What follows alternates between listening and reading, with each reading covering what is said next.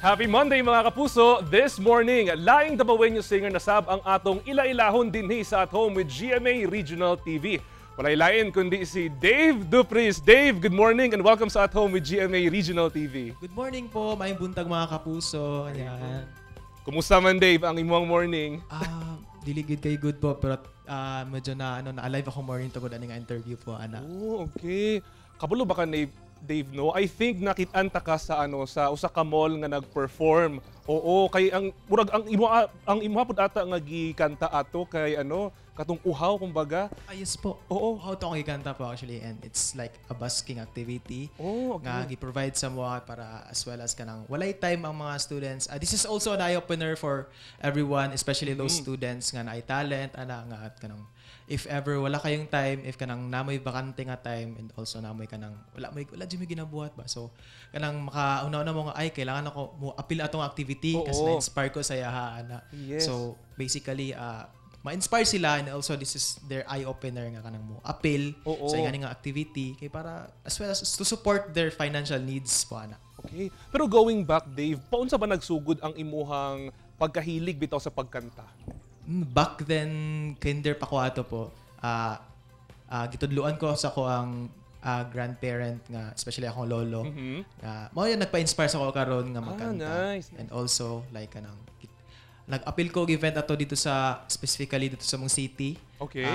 It's kanang kanang sa kinders nga events. Kanang nakoy na-remember nga memory ato ba nga kanang all of the participants ay kanang naghilak ganin sila sa mga Tapos ikaw? Tapos ako nga baga mo nang pasikat mo ko, so sige baktas dito sa atubangan, and mostly sa mga halos tanan sila kay naulaw og naghilak. And ako lang po ang kanang nag-stand out og nikanta dito. Remember ba na ako dito ang kanta, it's May Bukas Pa. May Okay. So dito napansin ko, ambot kong mayor ba to sure ka na pero napansin ko sa isa sa mga dito sa Panabo, and tagang yung token of appreciation. Kay na-appreciate niya ako ang confidence and ako ang performance. Bata pa lang di ay Dave, no? Kay murag nanajud kay murag love bitaw sa pag-perform, especially in front of the crowd. Kay syempre di bang uban kay maulaw. Yes, So karon evident pud na kaysa imuhang pag-perform di ba sa sa katong outside sa usa ka mall, which is dagan kayong tao, wala pud ka naka-feel og kulba nga na. Mostly kasi I say this po para para ma-aware mga pang singers po ba nga ay talents nga wala nila ginapakita. This is one of the most hard nga kanang kalaban nimo as a singer, and also as a performer nga kanang ang confidence nimo is dili nimo ma-burst out ba.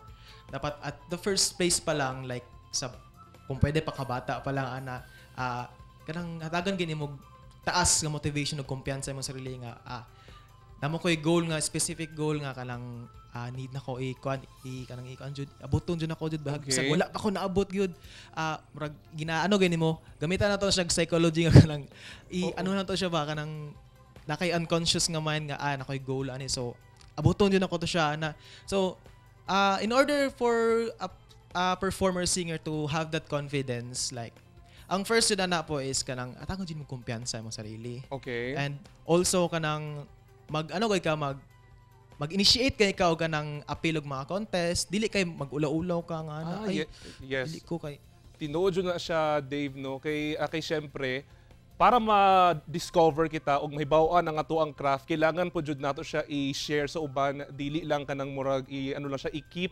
kumbaga, di ba? Kumbaga anang word nga ang sentence nga start from the scratch. Kasi at the first place syempre kung first place pa lang nag-perform ka sa isa ka crowd nga gagmay lang kayo, wala kay ginadagan nga crowd and mahinayang ka, that means wala kay progress nga mo build up sa mong confidence. This is not just about performing, this is also building up your confidence as we live in this world, like social interactions applicable din po siya, like dili lang mo siya sa kanang pagkanta, and also pa kanang kung unsa ka mag-interact sa tao, unsaon nimo maging confident ka magstorya ka sa mga tao so applicable siya. Okay. Dave, going back sa kaning basking gnatawag na to, no? Bali, unsa ba imuhang take kay syempre sa ubang nasod okay siya, pero sa Philippines naiuban nga nagaingon nga kanang unsa man na oy nganong nagaingana man na sila like naga-perform tapos nagapangayo. Unsa ba ang opinion mo ana? Mostly kasi sa mga Filipinos, especially diri sa Davao, is they are really not aware of this kind of activity. Yes. And they are not, you know, knowledgeable enough to to determine kung unsa ang kalahian sa kanang, kasi mostly manggod sa stereotypes sa mga sa mga Filipino, especially diri sa mga Davao, is when it comes to this activity, it's like a form of panlimos. Oh yes, Mo na ilang kanang interpretation ba, and also a stereotype nga it's dili na mo ang intention namo as a busker, kay ang among intention just is to have that kind of public exposure. And sa mo is bonus lang man ang ang mga tips. That's just bonus for us, and also magamit na mo siya for our kanang extra expenses. But in my opinion po, I think it's dili na ko sila maingon nga ignorant, but maingon ako sila nga curious lang jud sila, and they are not knowledgeable enough. Yes. And naami dire para naabot ko dire para hatagan sila awareness nga this is not a panlilimos. Yes, Wala exactly. may nag-perform for panlimos, but we are performing for entertainment and also for like public exposure if ever gusto mo magkuha. Ayun. Gusto mo magkuha sa mua na gusto mo magkuha, ay need na kog singer, need na Yes. ko kanang performer, so ako ko ni siya kay convenient na lang ba nga maduulo na lang hatagan na lang number ana, so kanang na lang ba diretso na lang ang kanang wala na process pa nga kanang Exactly. kay ana. Oo. And you heard it mga kapuso, no? Susama ni Dave nga kanang artist nga nagapasaka pa lang sa iyahang ultimate goal. Importante gayud nga bahala na buhaton nato ang bisan unsa nga butang basta wala lang tay ginapakan nga ubang tao.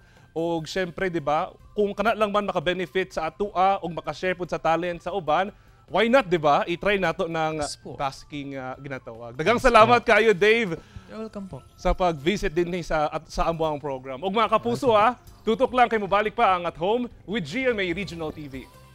Kini ang At Home with GMA Regional TV.